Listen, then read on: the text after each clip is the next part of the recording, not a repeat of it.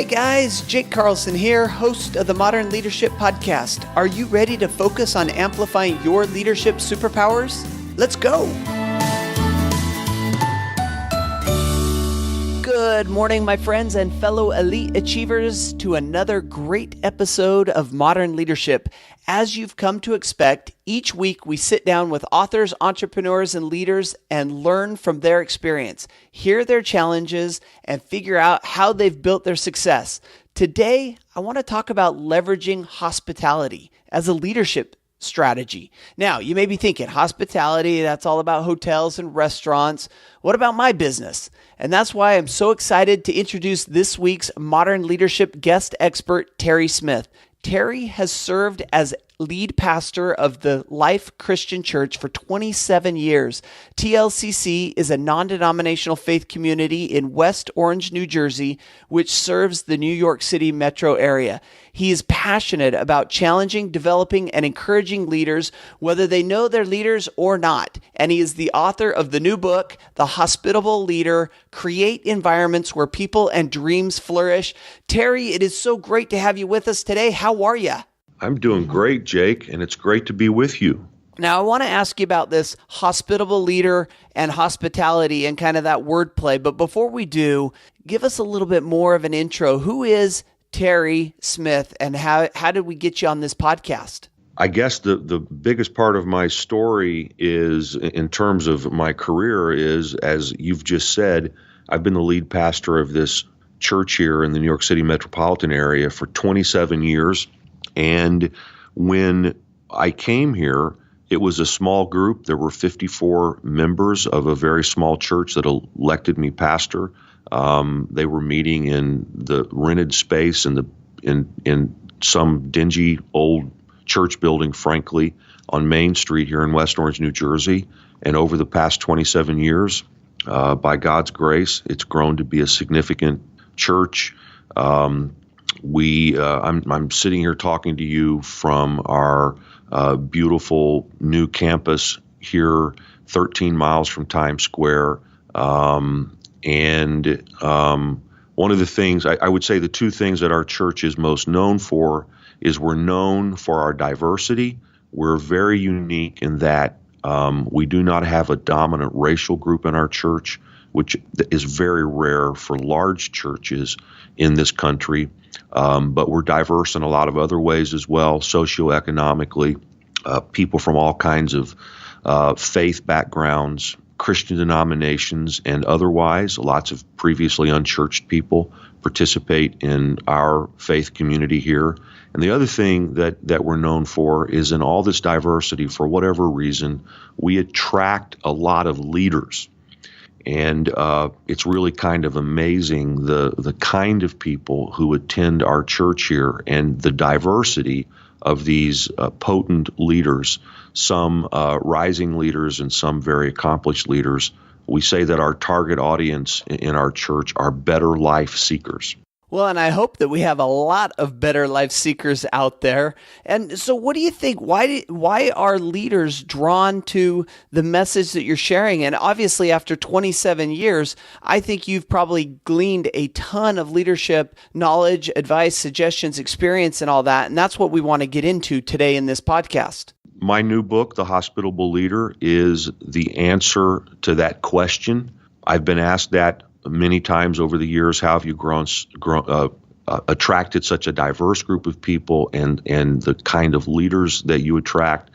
And The Hospitable Leader, the message of this book, really is an attempt to answer that question.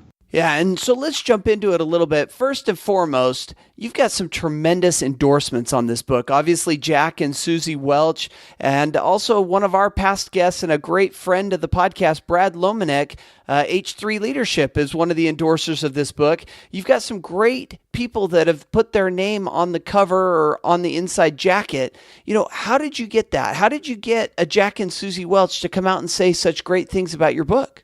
Well, Jack and Suzy heard me speak at an event in Manhattan several years ago, and Jack was incredibly gracious, came up and introduced himself to me, and he and Suzy fell in love with an idea of mine that I talked about that day called Area of Destiny, which I write about in the Hospitable Leader as well. And they started, they made Area of Destiny a theme of what they do, including creating an assessment around it at the Jack Welch Management Institute, where they wrote a chapter about it in their latest book. So they've become friends, and the friendship is kind of based in an idea.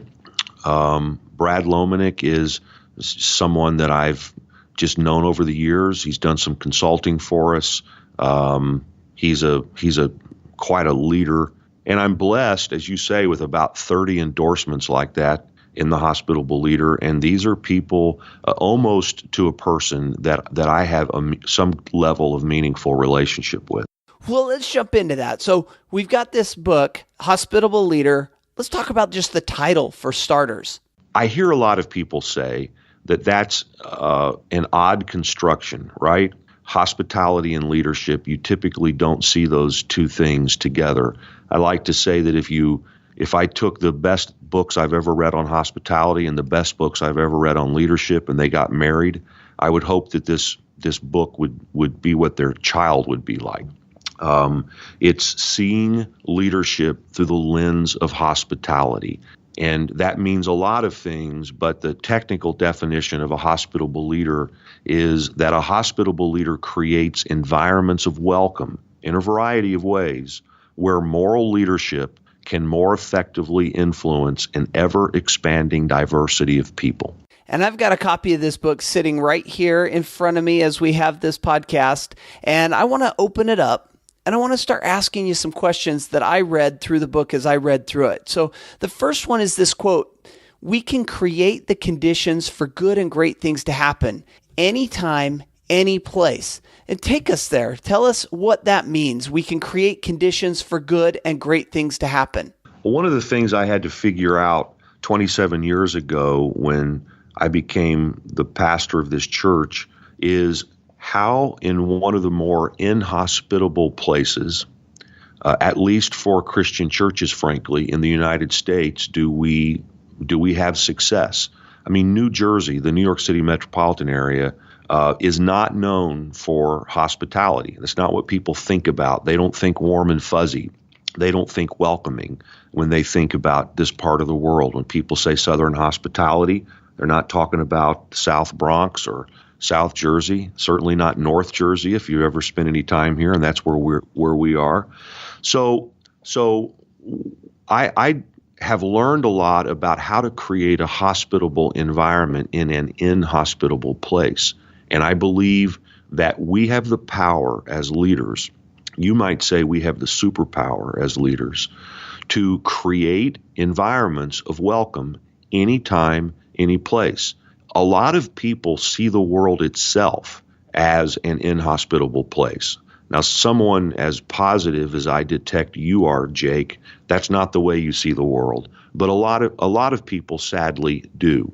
And when you look at our nation as a whole right now, there's a lot of inhospitable stuff happening in the national discussion and the way people are treating each other.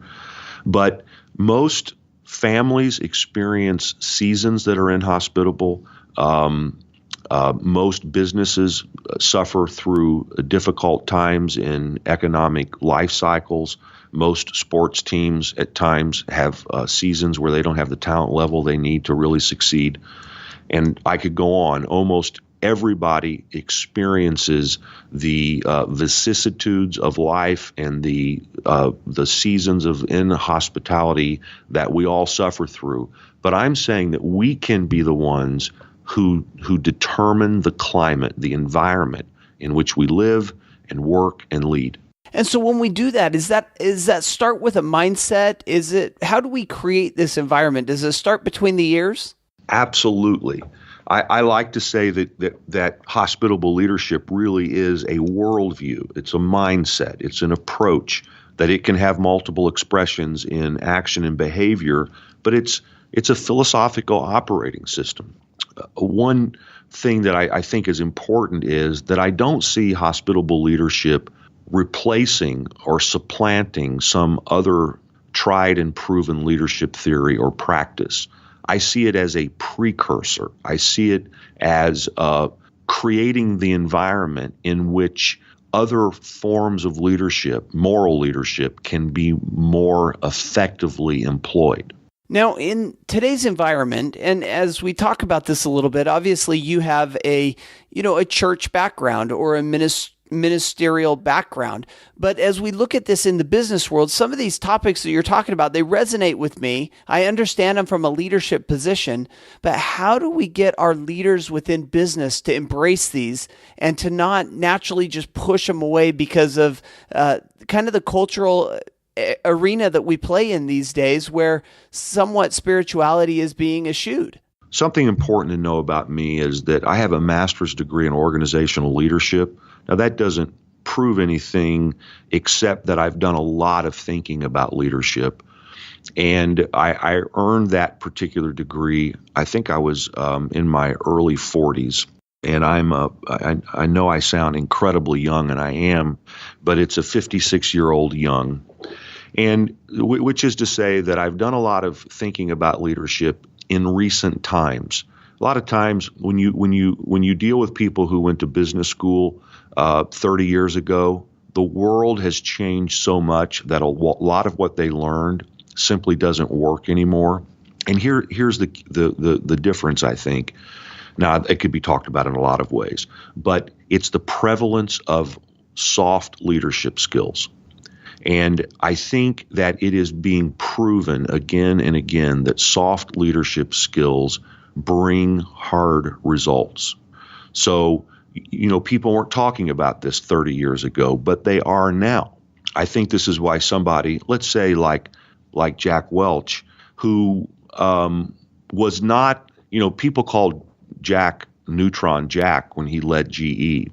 Now, when you really dig beneath the surface, you find out he was incredibly successful at employing soft leadership skills and loved his people. But that wasn't the headline everybody saw. Jack calls this book that I've written a meaningful new approach to leadership. Well, I just think that is said in the context that people are talking more about soft leadership skills and all of its permutations today than they ever have before because it's being proven to work. And one of the things that we talk about a lot on the Modern Leadership Podcast is influence. And, as I define influence, the CIA of influence, C, conviction, I, irresistibility, A, accountability. If you want to have the ability to influence behavior as a leader, if you want to get your followers to move in the direction that you want them to move, obviously you have to have the conviction within yourself, but then you have to be irresistible. You have to have this persona that drives and allows people to come towards you. And in your book, you talk about influence a little bit, and you say it is simply easier to influence people who have been welcomed to the table. Now, when you talk about things like table, and hospitality, we're really feeling like this home environment. So tell us a little bit about influence and why it's easier or simpler to influence people who have been welcomed to your table. Well, I used the table as a metaphor for environments of welcome, and these welcoming environments for me, and I can go into as much detail about this as you like, but I like to talk about creating welcome environments physically, spiritually, emotionally, attitudinally, and communicatively. So, having said that, the first welcome of the 5 welcomes in the Hospitable Leader is called home. And this is where I talk about how that a hospitable leader can create an environment that feels like home to people in almost any leadership setting. I don't mean homey. I don't mean soft seating and a fireplace roaring, although that's fine. Table runners and candles. Yeah, I'm not talking about that. Although again, depending on your leadership context, that could be fine.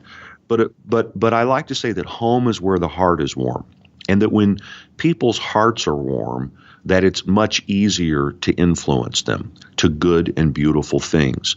And I think a lot of leaders try to influence people who have cold hearts, and they don't pay enough attention to what it looks like to create an environment where people's hearts warm up to the leader, him or herself, to the message of the leader, and where they are more inclined to give the leader the permission to lead them.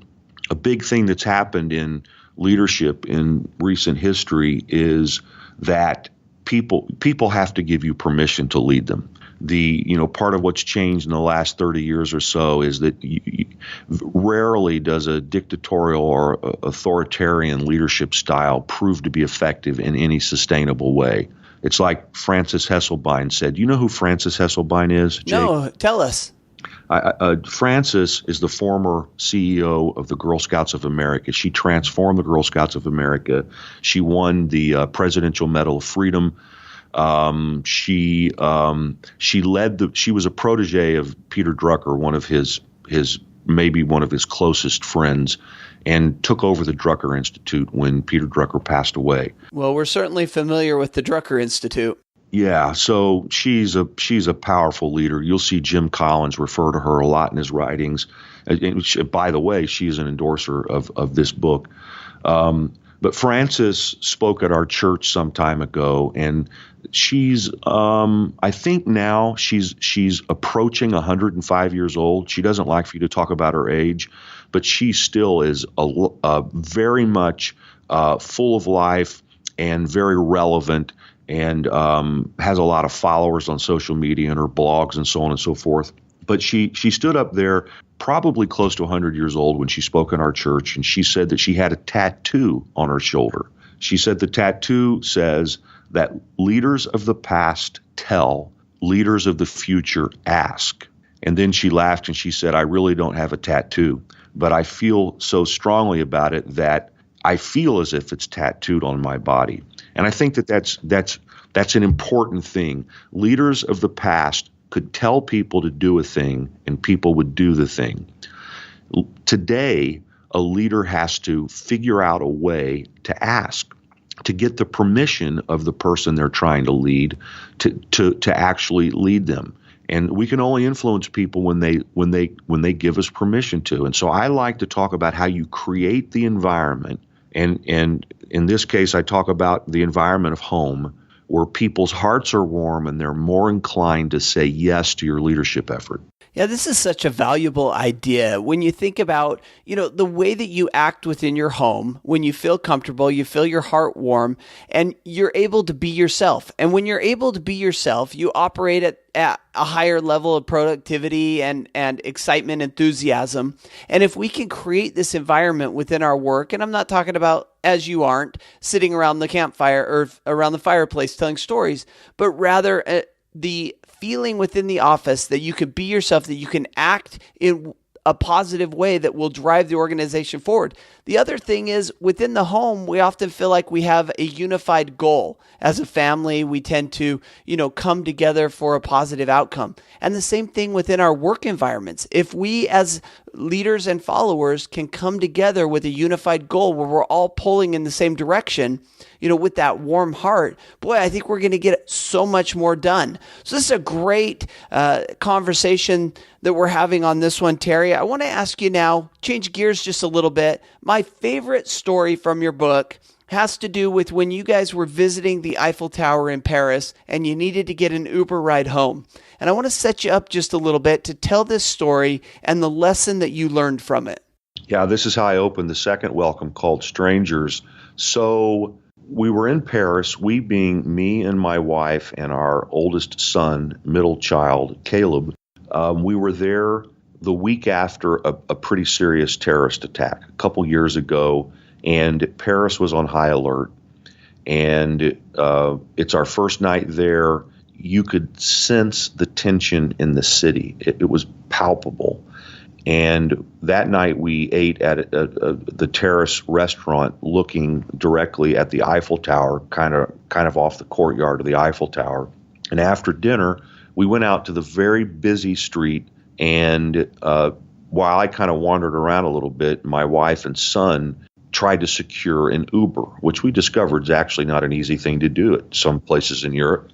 And so I'm not paying any attention, but I hear them say, "Here's our Uber," and I look over at them, and they're piling into this car. my son in the front seat, my wife in the back behind him, and I just kind of pushed my way through the crowd and opened the door to the rear passenger seat behind the driver. And as I'm getting in, they are quickly getting out. And they shout at me, "Get out, get out." And I jump out of the car, and the car that we just gotten out of takes off as quickly as one could possibly take off with a siren screaming. And I quickly found out that as my son got in the car, he looked at the driver and said, "Are you our Uber?" And the guy said, "No, I'm this." And he reached under his seat, pulled out a siren, sat it on his dashboard, and that's when and then he looked at my son and smiled at him.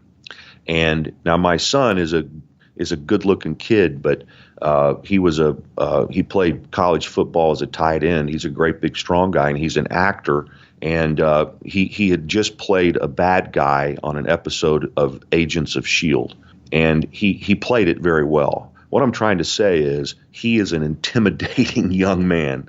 Yeah, with the reminder that right at this time in Paris is, high alert, the tension is palpable. So, keep that in mind as you're thinking about this young man who's, big and strong and jumping in the front seat of the car. And obviously, at that moment, that police officer was getting some kind of a call to which he had to rapidly go to. And by the way, as he took off with the siren screaming, all of a sudden sirens started screaming all over the place. Well, I just wonder, what would it be like if more of us, when a stranger imposes himself in our space in some way that could even frighten us or terrorize us, what if our instinct was, as this policeman's instinct was, to look at the person and smile? So I use that as a way to introduce this idea of how we need to learn to love strangers. And why is that so important, Terry? Well, I look at it as a mandate from Scripture as a Christian pastor, both Old and New Testament, but I particularly like this passage in Hebrews 13, 1 and 2. I think it has practical relevance because I want to talk here in a moment about how that we can expand our influence when we welcome people to the table who haven't been welcomed before. But in Hebrews 13:1, we're told to keep on loving each other as brothers and sisters. The Greek word translated love your brother or sister is the word Philadelphia.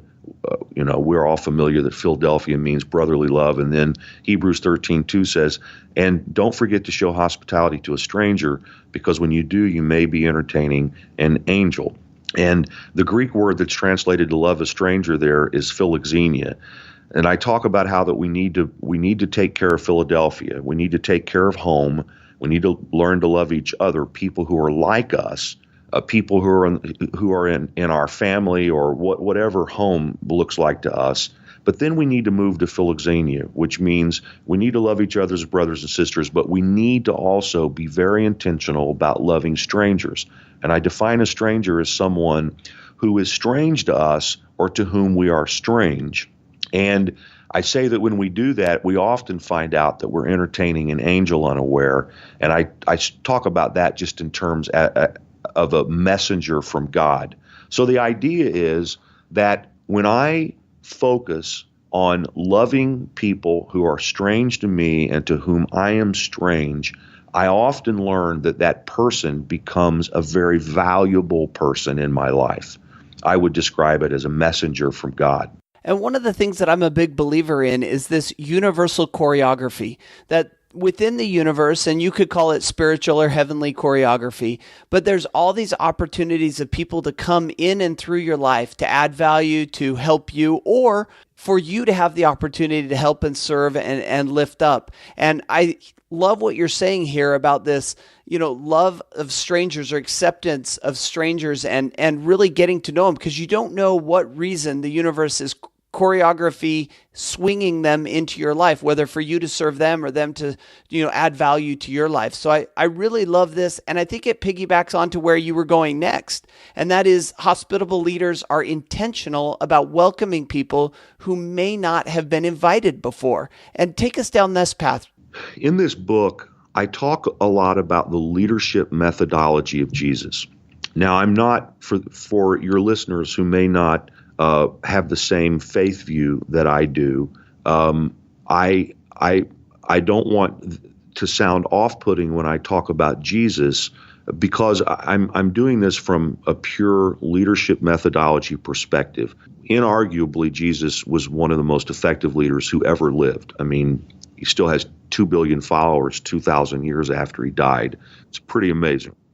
And when you look at how he led, he was constantly leading in some hospitable environment. When he talked about his mission, he was very clear about what his mission was, and it was very serious. But when he talked about the way he fulfilled his mission, he said, the Son of Man came eating and drinking. And he's constantly at dinner, on his way to dinner, on his way home from dinner. If people don't have dinner, he creates it. I could go on all day about all the different ways in which Jesus was in these environments of welcome, and that he would use those moments as opportunities to say things that people would receive because they felt at home with him and they were welcomed by him and they were eating and drinking with him and so on. Well, one of the things that he did that had never been done before is he welcomed people into these hospitable environments who had never been welcomed before. For instance, the way that he treated women. Women had never been treated, from my understanding, in any society in history or by any leader in history the way that Jesus treated women. Well, again, there's a lot to be said about that, but it also was a genius leadership effort, because when women were allowed then to become a part of the leadership of the early Christian church, and over half of the households that are mentioned by the Apostle Paul as leading in the church are women-led households, or the woman is the primary leader in the church context. Over half. When he welcomed women into his world, then he more than doubled the number of people who could join him in his mission. And this is frequently what happens when we are willing to welcome people who haven't been welcomed before. We multiply our ability to influence. We spread influence so much more rapidly. There are a lot of examples of that, but that's one. Well, one of the big things that I believe in as a marketer is that your marketing message should create an environment of running. Either people should run to you because they resonate with what you're talking about, or they should run from you because you're not a good fit for them. And what I hear you saying is the hospitable leader doesn't make a determination of who's going to be his follower, but he creates an environment for those around him to either accept the message and run with him, or to realize that it may not be a good fit for them and to go elsewhere. And in a business environment, this can be so valuable in productivity and in profitability, because what you do is you focus on your message and you focus on presenting it in a way that people feel welcome. And then those that feel like they want to be part of your tribe will come with you and will be solid fans or raving fans of your environment, and will stay longer and bring their friends. Yeah, I think that's really well said. And Jesus ultimately, here's how I would say that as it concerned Jesus. He did not, according to all the scholarly work I've read, he did not vet who sat at the table with him. He welcomed people in a variety of ways who had never been welcomed before. But then in that environment, those people had the ability to make the decision as to whether or not they wanted to hang out with him or not. And it was completely an act of their will then whether or not they decided to receive his efforts and make the decision to follow him. Yeah, and I love this, Terry. There is so much more in this book, The Hospitable Leader, that our listeners need to grab a copy. They need to dive into it. They need to, you do so in a storytelling format that's very enjoyable and a great read. But alas, we don't have time to continue too much further down this. And I want to make sure we leave time for my favorite part of the podcast, and that is learning from leaders. Sound like a plan? Sounds great to me. All right. First question then. The book currently on your Kindle or bedside table, what are you reading? I read so much, and I typically have a number of books going at once, but the two that I've spent the most time in recently would be a biography of Napoleon by Andrew Roberts and a book on prayer by Richard Foster. And I'll throw one more in there, The Power of Moments by Dan and Chip Heath. Oh, and The Power of Moments is a great one that we've had recommended on the show before. But the first book that you mentioned, I'm curious to know how you like it, this biography of Napoleon. I like it. You know, it's the classic, man, it may be 1,000-page biography, but I make it a practice to always be reading a biography or autobiography of a great person and to learn from their successes and their failures. And I'm nearing the end of this book, and I'm watching how Napoleon, through his own hubris, really more than anything else, threw away an empire, and it's giving me a lot of pause thinking about, my own struggle with pride and how if one's not careful, it can mess up everything you've tried to build in your entire life. Yeah, and when you read these biographies and autobiographies, you learn from what they did right, you learn from the mistakes that they made, but the important thing is that you're learning from leaders. Next question, what is your leadership superpower? I would say that my leadership superpower is warming people's hearts. Which, as we talked about quite a bit during the episode, bringing people into the home environment being, whether it's at your work or where you're at, but getting people on the same page, such a great superpower. How about a leadership philosophy quote or mantra, something that you live by? I love Soren Kierkegaard's possibility is a hint from God. Yeah, I love that. And anytime that we can get some Kierkegaard on the podcast, we love it. Final question then today is the book that you most often gift to your friends, family, or colleagues. Well, we come full circle here. It would definitely be Winning by Jack and Suzy Welch. Wonderful. And we're going to link all that up on the show notes for this episode. But before we let you go, Terry, any last bit of advice? And then how can we find out more about you and pick up a copy of The Hospitable Leader? Well, first of all, Jake, thank you so much for having me. So if your listeners want, they can visit terryasmith.com/modern, where a page has been opened specifically for your leaders, and things are offered that may appeal particularly to them. So that's Terry, that's TERRY, terryasmith.com/modern. And we're building a community around hospitable leaders, and someone can also go there to get free access to a preview of the book. The audio book is available right now only there. Actually, that's not true. It will be available when this podcast plays on Amazon as well. Or to just learn more or order a copy of the book, somebody can go to hospitableleader.com. Well, all of that is wonderful. We're going to link it all up on the show notes so they can just go to one place, click on links, and get all this great access to information. And really, I love audio. So I'm so glad to hear that this book is coming to an audio station near you.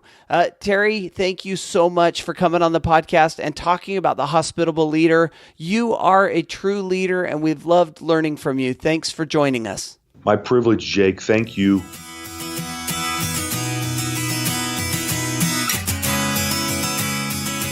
All right, my friends, I hope that you enjoyed that. And a big thanks to Terry for coming on the show. We had an opportunity, Terry and I, before I hit record, to catch up a little bit, to learn about what's going on in his life and to talk about my life a little bit. And just a really genuine guy. And I really connected on a deep level. I enjoyed listening to his stories, his background. And like I told him after we hit stop of recording, I've read his book. I've got a copy of it literally sitting right here in my hands as I'm talking to you. And it's just a great book talking about this, servant leadership, this ability to connect with people, and these 5 welcomes that the hospitable leader goes through. Now, we only talked about 2 of them, home and strangers. There's 3 other ones. I suggest picking up a copy of the book. You can get all of the information, including that special page that Terry mentioned, on the show notes for this episode, which is jakeacarlson.com/ML104. And until next week, I want to wish you the very best of days, an even better life. Remember to stay warm and hospitable and awesome.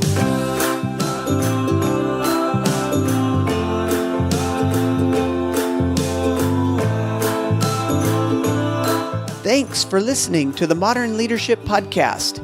You can find me on Facebook at Speaker Jake, on Twitter at Jake A. Carlson, and of course the website, jakeacarlson.com. See you there.